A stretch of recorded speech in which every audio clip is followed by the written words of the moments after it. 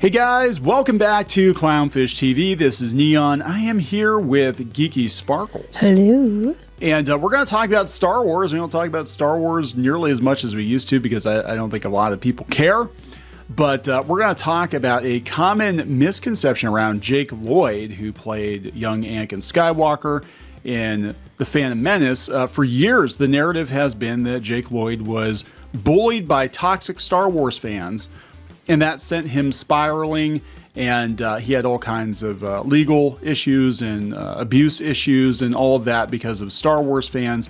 And as it turns out, no, that is not the case. His mom actually said no. He's got some serious mental health issues. Yeah, we talked about this before. The important thing to note today we're going to talk about is that he's doing better.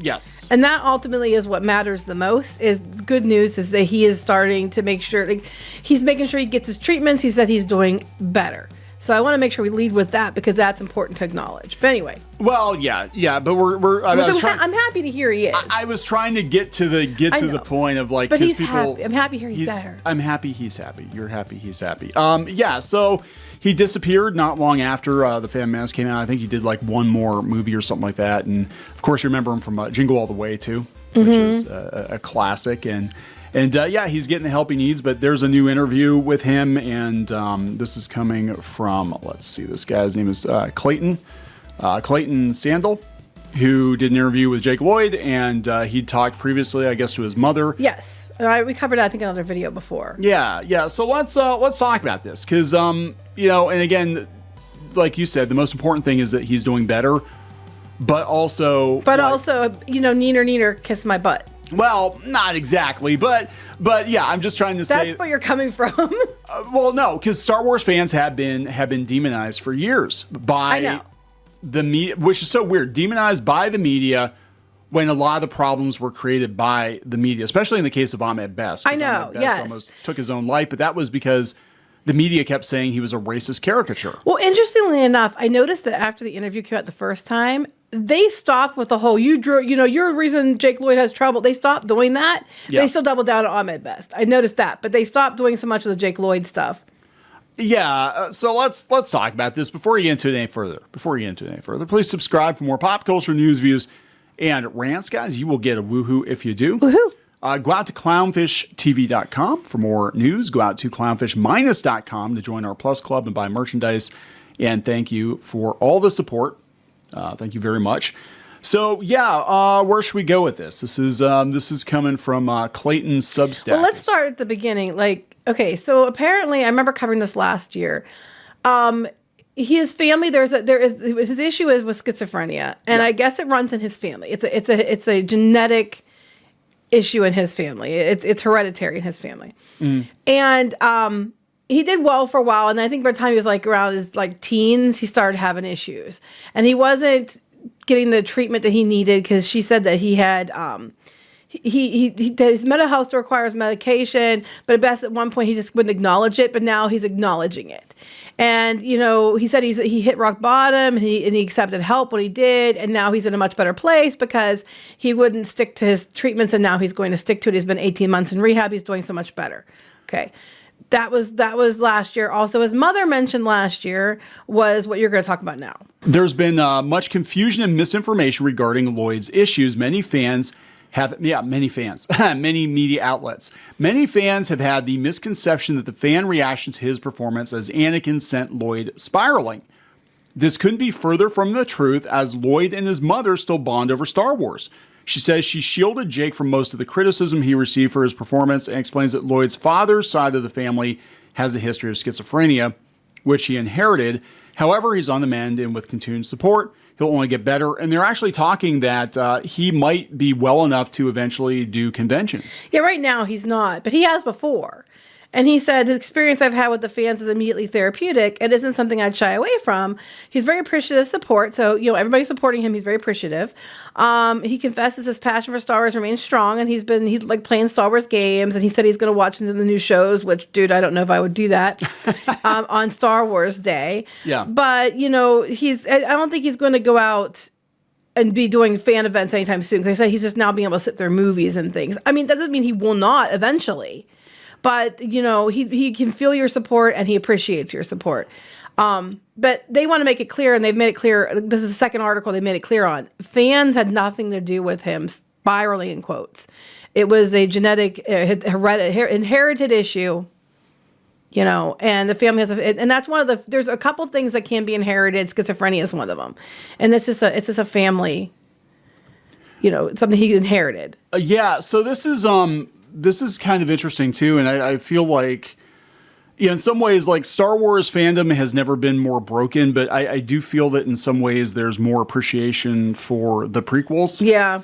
Than there was. And I don't think harassing anybody associated with Star Wars is a good idea unless they're out there whacking the beehive. Like you've got Lucasfilm representatives out there causing issues, and I don't think that's good. Right? I was thinking more like Amanda Stenberg, who's out there making videos, shaking her ass, going about haters. Yeah, I'm that like, was not just a smart thing to do. See, that there's a big difference between that and like Ahmed Best just doing what George Lucas told him. And yeah, that whole situation was awful. And it's wild though. Listen to him tell the story, because he was on a couple different podcasts, and one, Michael Jackson wanted to be Jar Jar Binks. But he wanted to be Jar Jar Binks with prosthetics. Mm-hmm. So it would have been like the Wiz, but with like, he would have had like a duck bill or something weird, And he was, I guess he was actually mad at Ahmed Best for becoming Jar Jar, because, Michael worked with George Lucas and Captain EO. Mm-hmm. So I think he kind of felt like, and plus he's like, hey, I'm Michael Jackson. I want to be in a Star Wars movie. Put me in a Star Wars movie. And he said, no, we're going to get this guy from Broadway to do it. But he gave him a whole bunch of choices. Yeah, you said, I remember you telling me this for years. Yeah. That supposedly he gave him a bunch of different voices to choose from, and that's the one that George Lucas picked. He was like, wait, he was even surprised. He's like, wait, that's the voice you want for Jar Jar Binks? Like, that's... And he's like, well... Lisa, think you're full of shit. Yeah, but that's what he wanted. And, he did it. And the same with Anakin Skywalker. Like, people had a problem with Anakin as a kid in The Phantom Menace, but Jake Lloyd did the job he was paid to do. Right. And, yippee, that was in the script. I mean, it's like... So, but... He did other movies too. He did Jingle. Nobody talks about Jingle All the Way. I like that one, actually. Somebody sent me a Turbo Man. We got a Turbo Man here. I do. I like Jingle All the Way. Turbo Man. I do like that one quite a bit. Yeah. So I mean, but Ahmed Best got himself picked onto the place where he wanted to kill himself apparently. Yeah. And I want to point out that they keep running with that one now. But it was the media. It was the media that perpetuated that one. Oh, it's a racist stereotype. Y'all should hate him. And that was the media. Because we didn't have. The internet back then wasn't what it was now. And a lot of people who are repeating it never were even there to know. It's not what it was now. You didn't have social media echo chambers and things like that. It was the media would run with stuff, and it would go on the chat boards and stuff like that. It wasn't like it is. But it was the media who ran with that one. And they're both terrible situations. And, in Ahmed Best's case, he did get to him. And Jake Lloyd's case, his mother shielded him from it, and that's not what caused the issue. Either way, people are happy to see them now, which, doesn't undo what happened then, but they're happy to see them now. Yeah, which I think is pretty cool. They actually bring it up. Clayton brings it up in his article here. He said that, Jake did get bullied at school, but his mom said she was mostly able to shield him from it. But there was a Newsweek article that was scathing, talking about what a terrible actor Again, it was the media, I'm telling you. Yeah, and Ron Howard, and I think that's what we covered. Ron Howard actually wrote a letter to Newsweek. It's like, this is a kid. Right. Like, you're attacking a kid in a Star Wars movie.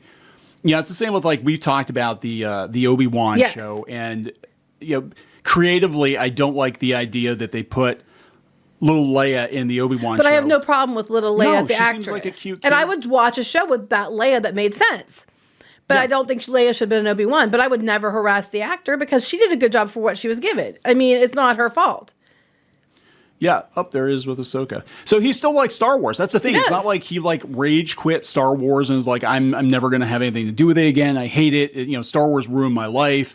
I'm sitting there thinking like Natalie Portman, who doesn't even acknowledge she did it because she's too good for it now. But yeah, I mean, that's up for debate. You are seeing renewed support for people associated with the prequels. Now, eventually, I think there will be more support for the people in the sequels. Once people get past the shock of it all. But I mean, you got to realize at the end of the day, these are actors who got paid to do a job. Mm-hmm. And if the script sucked or the company they worked for sucked, that's a them that's problem. what I always said about Kelly Marie Tran. It's like, I really liked Kelly Marie Tran as a person. Like, when you see interviews with her, she's so bubbly. She was so excited. Like, I just wanted to hug her because she was so cute. And I really liked her for that. I thought her character was stupid. I thought it was unnecessary. And I'm sorry, I don't like Rose Tico. It is what it is. But I also would tell people, never harass her for it. And, she was just doing her job. These people were just doing what they were doing with what they were given. And I understand that. That's why I don't harass people, because unless they're being an insufferable dickhead, I don't harass people. And that's just what it is. But the media, like I said, we keep telling you, the media was the one who perpetuated the hate for the prequels and the hate for the actors. And then the audience has picked it up because of them. And they like to turn around now. It's all the toxic audience. But it's like, guys, like Newsweek, you had to have Ron Howard step in and say, don't write shit like this. But yeah, it's the fans' fault. Opie had to bitch slap Newsweek. Yeah, because I'm sure he had to go through crap too. He did go through that because he was on Andy Griffith when he was like 5 or 6 years old. I don't know. He was very young when he started, and he grew up on television. And I'm sure people criticized him too. I mean, you hear as much about it in the 50s and 60s, I'm sure, but. Yeah, I'm sure he got through like, that kid on that show sucks. And it's just like, at the end of the day, just don't harass people. They're doing their job. But, it is nice to see that he's doing better, because he was not doing well. And he's starting to do better. And I really, really am glad to hear that. Yeah, so that's good. That's a good story. And we'll see. So, I mean, in some ways, like I said, it seems like Star Wars fandom's never been in a worse place. But it seems like, at least in regards to some of these actors, that things are kind of... Yeah, and he was the kid. Like, he was the kid. And it's like, if the media is going to keep running with that narrative, you're the ones causing more damage. Like, the fans, they're happy to hear that he's doing better. And a lot of them that weren't the ones perpetuated in the first place. But you guys keep running with it to try to paint fans as toxic for things that happened years ago. And it's like, but you guys keep it going. It's not helping anyone. So just don't do that. All right, so we're going to wrap this up. Yes. Let's wrap this up, guys. Please subscribe for more pop culture news, views, and rants. And we'll talk later. Bye.